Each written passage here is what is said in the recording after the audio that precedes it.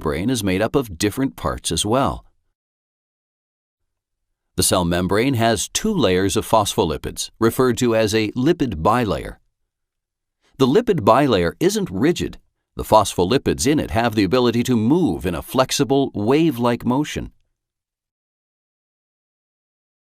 Let's take a closer look at a few phospholipids. The round head portions are hydrophilic, which means they are attracted to water. Both the extracellular fluid, meaning fluid outside the cell, and the cytoplasm inside the cell are mostly made up of water.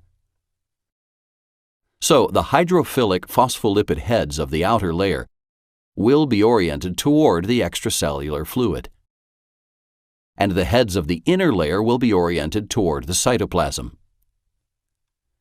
The phospholipid tails are hydrophobic, which means watery areas repel them, so they orient toward each other in a direction as far away from the watery content as possible.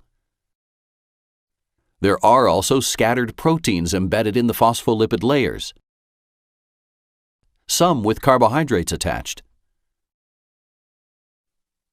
So, in the fluid mosaic model, the cell membrane is made up of different parts, and these parts make up a flexible boundary around the cell.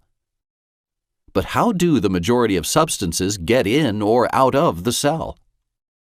Some molecules seep through the little spaces in between the phospholipids, which make up the majority of the semi-permeable cell membrane. However, other molecules are too big to fit through the cell membrane this way. So, how do these larger molecules pass through the cell membrane? The molecules move through proteins embedded in the cell membrane, either from the extracellular area into the cell or from the intracellular area out of the cell.